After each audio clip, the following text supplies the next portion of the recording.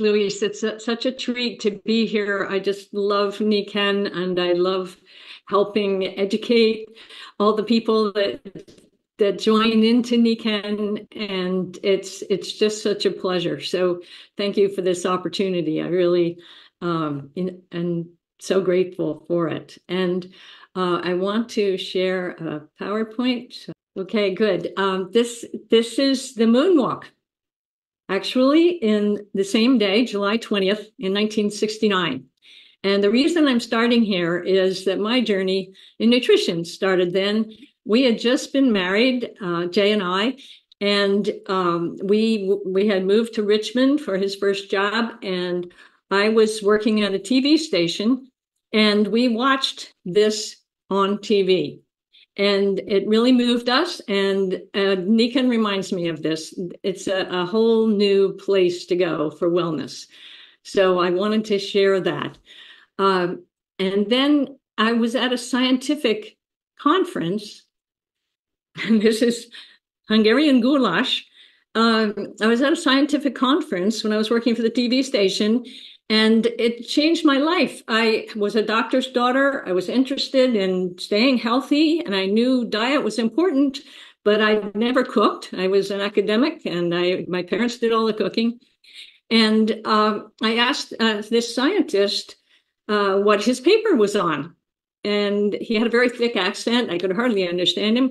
But then he said, my research shows that Hungarians have less cancer because of all the red peppers, the capsicum, in all their traditional dishes. And that changed my life. I'm like, well, duh, that's the way to eat the way people eat that have long, healthy lives. So that really gave me my start. And then we went to visit my great uncle, Scott Nearing, who was famous for his vegetable garden, his organic living close to the sea. He composted his garden with seaweed that he pulled up out of the cove, and he lived to 100. And we went up to visit him and his wife, Helen, and learned all about their farming. And we visited them every summer until he passed. And but that first visit, we both got sick, and we're eating the best food on the planet, and we both got tummy aches the next morning. And we're like, okay, I've got to learn about this. And that's what started me. So then I love this movie. It's called Logan's Run. It was in the early 70s. And what the futurists did was they convinced people it wasn't worth living past 30.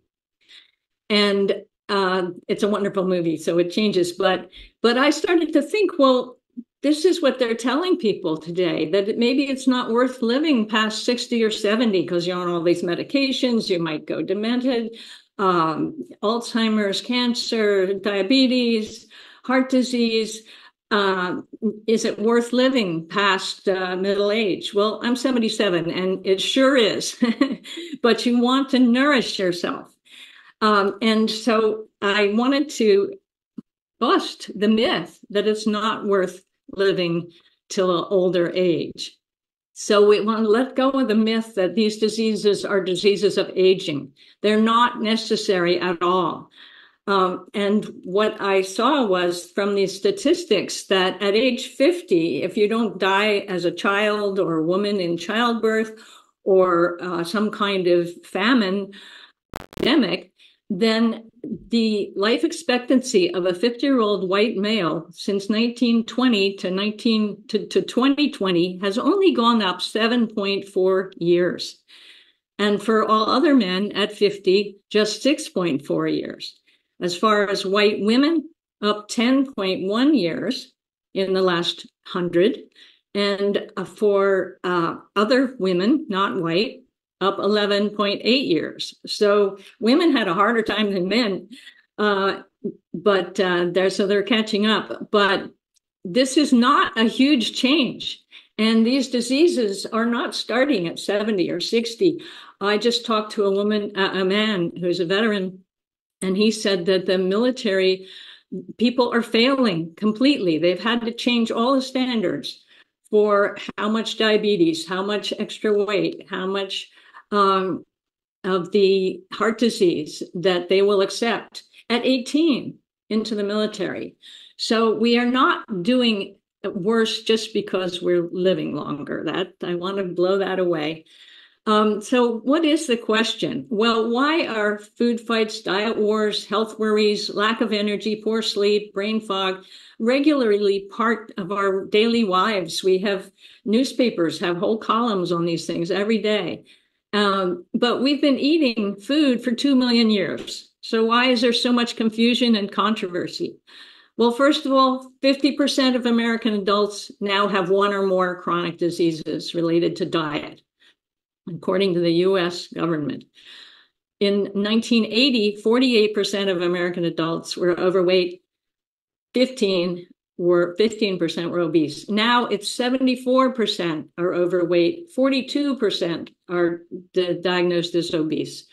And this is related. 58% of the calories eaten by American adults today are ultra-processed foods, and it's actually 67% for kids. No wonder we're really having problems for kids. And the big change happened in the 80s and 90s, this huge change to ultra-processed food. So the truth is, we're not eating too much and not exercising enough, like they always tell us, because we're naturally weak-willed or lazy or overstressed. It's our food that's making it this way. Ultra-processed foods do that. And I really believe that our modern chronic diseases, in most cases, are the natural response of a healthy body to poor diet over time. So we have to make the choice. Now, this is a recent study that showed that ultra-processed diets cause excessive calorie intake and weight gain. And this was an in-person randomized controlled trial, which is very hard to do, to control what people are choosing and eating. And this graph shows that they switched the people. They had them on for 2 weeks on processed food or 2 weeks on less processed food. And the ones on the ultra-processed food ate 500 more calories a day. And they ate faster, so their bodies didn't even have time to tell them that they'd eaten enough. So it's our problem. Who's responsible for our food quality? The food producers. They're really in business, and most of them are getting profit from ultra-processed food. That is where the profits are. And the ultra-processed foods are inherently nutrient poor because they use refined foods. So what about the government regulators? The Food and Drug Administration is based on stopping false and misleading claims. And the Department of Agriculture looks at farming practices and contamination in foods, but neither of them are focused on food quality. And then there are over 3,000 to 4,000 untested non-food chemicals that are in our food. So they raise the stress on our bodies too. And the RDAs, even if you try to go by them, they are designed for the typical healthy American, what the typical healthy American needs, not what you individually or someone who has particular challenges. So it's our job to look after our food quality. Now, the U.S. dietary guidelines, the most recent ones recommend that 85% of our calories should come from healthy foods, but actually, Americans eat most of their daily calories from ultra-processed foods, as I mentioned before. The American Heart Association recommends 9 teaspoons of added sugar at most for men and 6 teaspoons for women, but the CDC calculates that it's about average 17 teaspoons of added sugar. And this doesn't mean we all have a bin of sugar on our table. It's in our processed foods. The vast majority of processed foods contain added sugar. And the way the labels are, there are 17 different things you can call sugar. So don't just look for sugar. There's 17 other names for it. Of course, high fructose corn syrup and so on. 1 12-ounce soda. I'm sorry, what happened there? 1 12-ounce soda is more than a grown man is supposed to have. 10 teaspoons. So this also is one of the most important recent studies that healthy lifestyle and life expectancy, free of cancer, cardiovascular disease, and diabetes, is in our power. And what they found was that if you are doing 5 different habits, you can add at least 10 years to your life free of these degenerative diseases. This is a really important study. They studied several 100,000 people over 20 to 25 years. So at age 50, the life expectancy free of diabetes, cardiovascular diseases, and cancer was about 24 years for people who adopted the no low risk lifestyle factors. But if they adopted 4 out of 5 of the low risk factors, they increased their life 35 years free of these things. So they lived to 85 instead of 74. So adherence to a healthy lifestyle at midlife. So this means you can change right now. And so what were the 5? It was never smoking, drinking moderately, one drink a day for women and 2 for men as a maximum, not being significantly overweight, exercising half an hour a day, including just brisk walking. You don't have to go to the fitness club to qualify for this, and a diet in the upper 40% of food quality, which isn't all that high. And most vegan people are probably already there. But we need to do our best to stay healthy as long as possible. So people who were on all 5, women added 14 years of disease-free life, and men added 12. So that's very powerful information. So why do we need to food supplement? I mean, if you believe you're eating good food, you're trying to avoid that ultra-processed food, why supplement? Well, there's some really serious reasons. First of all, to correct for the soils. Even if you're buying organic, the soils have been seriously depleted because they are using artificial and mined fertilizers and not restoring all the natural minerals that are supposed to be in the soil.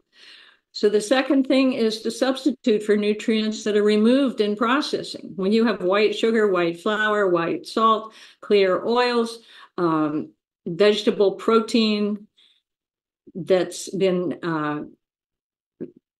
over-processed, like the most soy, you have lost all the micronutrients that your body needs for all your organs. Also, to make up for typical diets that don't meet some of the RDAs, to fill in for lower calorie diets due to sedentary lifestyle. We don't need all the calories, but we still need the micronutrients to accommodate for widely different individual needs. People can vary by 5 times how many of some of the B vitamins they need to help detoxify environmental poisons, which didn't even exist 100 years ago, to neutralize unwanted effects of treatments and meds. Sometimes you have to accommodate for issues that you're having, to help mitigate chronic stress. We have a different kind of stress today than we did 1,000 years ago, to make up for poor digestion and absorption, which if we've been eating an American diet, we probably have compromised digestion, and to assure adequacy of the diet for poor dietary choices. We may just not know enough to be getting what we need. So what are the 10 things to look for in food supplements? They're not all the same. First of all, you want pharmaceutical grade processing. So that each capsule says the same thing, or has in it the same thing that the label says. That's not true with most of the cheap commercial vitamins. Physiological quantities. You don't want megadosing. When I was counseling with the natural food stores, people would come in and say, I need this, or I need this, and they buy some, 1,000 things, 1,000 units, when they really needed all of the Bs in a proportional, balanced way. And then you also need components to put together so that the body recognizes the supplement as food and it treats it like food, not like some medication. You also want clear labeling so that you can check what's actually in the supplement when you buy. You want priced competitively because the when something gets really popular, like the omega-3, all of a sudden the prices go up. You want a reasonable prices and across the board. And number 6 is really critical, organic based. That means no GMOs, no hormones, no antibiotics, and in your animal products, no pesticides, no herbicides, no endocrine disruptors or heavy metals or radiation. Most organic foods have gone through some kind of classification to make sure these things are not in them. Also, you want to use research and traditions around the world because many cultures have their own ways of keeping the body balanced, and you want to be able to do that. And you want to support the body processes, not just change symptoms. I mean, you can take zinc for when you have a cold and maybe get rid of some of the irritation. But if you're taking a little zinc all day, you might not even get, every day, you might not even get the cold. So you want something that supports your body processes to stay healthy and be more resistant to disease. You also want to be pre and probiotic so that you get a good digestion, steady energy, appetite regulation through the hormones that are produced in the gut to tell you that you've had enough to eat. And finally, to have good information to be sensitive to your personal preferences. So I believe, and that I got the 10 from just studying Niken's list, because I was in love with the magnetic products. And when Niken introduced the nutritional products, I'm like, can they be top of the line on 2 different things like that? But what I discovered was they were at the cutting edge. And when I was in the natural food stores, I'd have salesmen coming in saying, hey, we have immunity mushrooms. And I'm like, well, Niken's had that for 2 years. So they're always at the cutting edge. And their philosophy is the same as mine. Nature is the key to maintaining good health for life. And the ideal for mind and body health is eating whole foods. Foods are as close to nature as possible, support health best.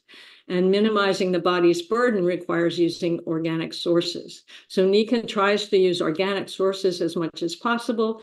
They use herbs and food sources as much as possible, not just get vitamins out of a lab. They try to get natural sources, so it's really amazing. So I love this picture because it shows how complex our bodies are. We can really trust them. And I remember Masuda and Watanabe said, we trust nature first. The body knows best. We will never know as much as our body can do. So from left to right, we have the skin and the respiratory and the bone and the muscle and the digestion and the cardiovascular and the nerve system. And then we have immune, lymph, and hormones that aren't even on the picture. But Niken does look at all these organs. And I love this diagram that Mary Bowser put together. And it just shows how Niken really covers the whole body. The center is the core system. These are nutrients that are complete to help the body. And I'm going to go through everything quickly. But it's just beautiful that you have the gastrointestinal system, nervous system, cardiovascular system, the bones and muscles, and the immune system. And Niken's, it's very clear labeling. It's wonderful, just telling you what it is. You don't need to be a nutritionist to know what to do. I love this headline because this is why I always put digestion first, because whatever you're eating will get used best if your digestion is good. And this points out that 60 million Americans suffer from heartburn at least once a month. And heartburn is a symptom of poor digestion. I've helped so many people get rid of heartburn. And it's scary because people think they're having a heart attack, but it's indigestion. So we'll start with digestion. And Nikon's digestion, I think, is absolutely the best on the market. 20 different digestive aids, many of them herbal, known for decades and centuries in other cultures. And it's not even from animal sources, completely vegan. And that's tough to do for digestion. And they, of course, it addresses all four major food groups and works with the digestive system, not to change it. And then the lactoferrin is amazing. It's designed by nature in mammalian milk to help build the infant's digestive system. And as we age, we produce less of it. If we're eating American diet, we definitely produce less of it. And Nikon has composed it with synergistic other components so that it really supports the gut bacteria and particularly protects the edges of the digestive system. So you get less leakage and less irritation of the digestive system. And then the jade greenzymes are the best thing from the vegetable world, the young organic barley grass. And Nikon has a proprietary blend, again, adding other things that balance it and make it easy for the body to interpret. And it's cold pressed, so all the enzymes are still live. And then we have Siaga, which is the very best from the fruit world. And they use exotic berries because they haven't been changed so much as so many of our fruits in America. Many of these are grown outside of the U.S. The maki berry got very popular, and it was expensive in the health food stores, but we already had it in our super Siaga. And the ORAC level is the value of the antioxidants, and that's very protective against stress and all the things that can go wrong with the body besides it tasting fabulous.